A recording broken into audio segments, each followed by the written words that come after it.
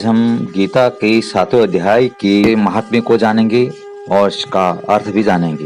गीता का सातवां अध्याय पापों को नष्ट करने वाला है और यह पितृदोष भी दूर करता है। पितृपक्ष में इसका पाठ करने से पितरों को मुक्ति मिलती है, अतः इसका पितृपक्ष में पाठ जरूर करना चाहिए। भगवान शिव कहते हैं, हे पार्वती, अब मैं सातवें अध्याय का महात्म्य बतलाता हूँ, जिसे सुनकर कानों में अमृत राशि भर जाती है। पाटलिपुत्र नामक एक दुर्गम नगर है, जिसका गोपुर यानी द्वार बहुत ही ऊंचा है। उस नगर में शंखकर्ण नामक एक ब्राह्मण रहता था।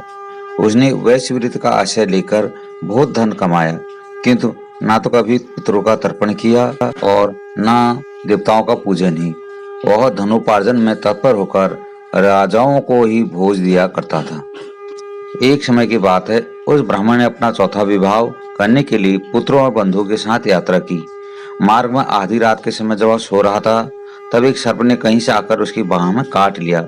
उसके काटते ही ऐसी अवस्था होगी कि मणि, मंत्र और औषध आदि से भी उसके शरीर की रक्षा असाध्य जान पड़ी। तत्पश्चात कुछ क्षणों में उसके प्राण पखेरु उड़ गए और वह प्रेत बन गया।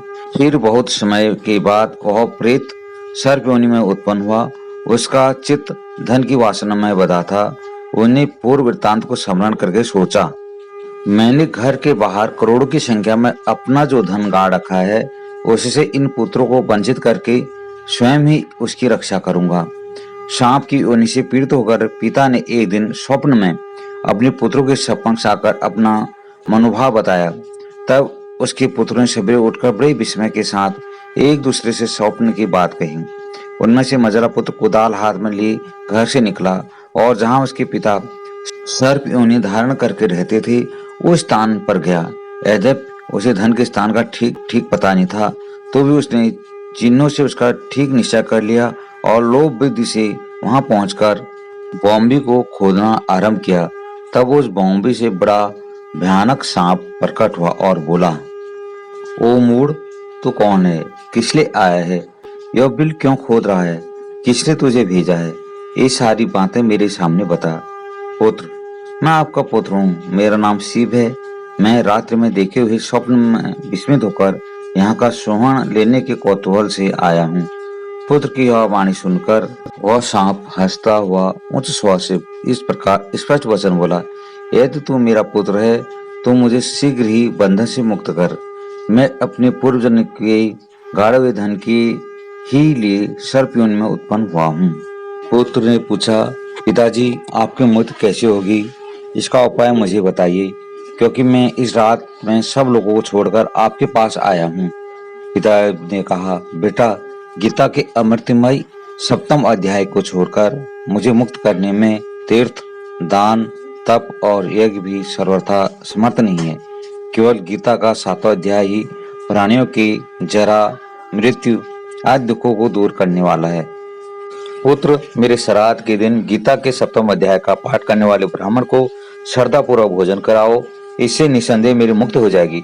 बस अपनी शक्ति के अनुसार पूर्ण श्रद्धा के साथ निर्व्यसनी और वेद विद्या में प्रवीण अन्य ब्राह्मणों को भी भोजन कराना। सर्प योनि में पड़े हुए पिता के ये वचन सुनकर सभी पुत्रों ने उसके आज्ञानुसार तथा उससे भी अधिक किया। तब शंखकर्ण ने अपने सर्प शरीर को त्याग कर दिव्य देह धारण किया और सारा धन पुत्रों के अधीन कर दिया। पिता ने करोड़ों की संख्या में जो धन उनमें बांट दिया था, उससे वे पुत्र बहुत प्रसन्न हुए। उनकी बुद्धि धर्म में लगी थी, इसलिए उन्होंने बावली, कुआं, पोखरा, यज्ञ तथा देव मंदिरों के लिए उस धन का उपयोग किया और अन्नशाला भी बनवाई। तत्पश्चात सातवें अध्याय का सदा जप करते हुए उन्होंने मोक्ष प्राप्त किया। हे पार्वती, यह तुम्हें सातवें अध्याय का महात्म्य बतलाया, जिसके श्रवण मात्र से मानव सब पातकों से मुक्त हो जाता है। गीता सातवां अध्याय ज्ञान विज्ञान योग का हिंदी में अर्थ। श्री भगवान बोले, हे पार्थ, अनन्य प्रेम से मुझमें आसक्त चित्त तथा अनन्य भाव से मेरे में परायण होकर योग में लगा हुआ तू जिस प्रकार से संपूर्ण विभूति, बल, ऐश्वर्य आदि गुणों से युक्त सबके आत्मरूप मुझको संशय रहित जानेगा, उसको सुन। मैं तेरे लिए इस विज्ञान सहित तत्व ज्ञान को संपूर्णतया कहूंगा, जिसको जानकर संसार में फिर और कुछ भी जानने योग्य शेष नहीं रह जाता। हजारों मनुष्यों में कोई एक मेरी प्राप्ति के लिए यत्न करता है और उन यत्न करने वाले योगियों में भी कोई एक मेरे परायण होकर मुझको तत्व से अर्थात यथारूप से जानता है। पृथ्वी, जल, अग्नि, वायु, आकाश, मन, बुद्धि और अहंकार भी इस प्रकार 8 प्रकार से विभाजित मेरी प्रकृति है। यह 8 प्रकार के भेदों वाली तो अपरा अर्थात मेरी जड़ प्रकृति है। और हे महाभाव, इससे दूसरी को जिसे यह संपूर्ण जगत धारण किया जाता है, मेरी जीव रूपा परा अर्थात चेतन प्रकृति जान। हे अर्जुन, तू ऐसा समझ कि संपूर्ण भूत इन दोनों प्रकृतियों से ही उत्पन्न होने वाले हैं और मैं संपूर्ण जगत का प्रभव तथा प्रलय हूँ अर्थात संपूर्ण जगत का मूल कारण हूँ। हे धनंजय, मुझसे भिन्न दूसरा कोई भी परम कारण नहीं है। यह संपूर्ण जगत सूत्र के मणियों के सदृश मुझ में गुथा हुआ है। हे अर्जुन, मैं जल में रस हूँ, चंद्रमा और सूर्य में प्रकाश हूँ, संपूर्ण वेदों में ओंकार हूँ, आकाश में शब्द और पुरुषों में पुरुषत्व हूँ। मैं पृथ्वी में पवित्र गंध और अग्नि में तेज हूँ तथा संपूर्ण भूतों में उनका जीवन हूँ और तपस्वियों में मैं तप हूँ। हे अर्जुन, तू संपूर्ण भूतों का सनातन बीज मुझको ही जान। मैं बुद्धिमानों की बुद्धि और तेजस्वियों का तेज हूँ। हे भरतश्रेष्ठ, मैं बलवानों का आसक्ति और कामनाओं से रहित बल अर्थात सामर्थ्य हूँ और सब भूतों में मैं धर्म के अनुकूल अर्थात शास्त्र के अनुकूल काम हूँ।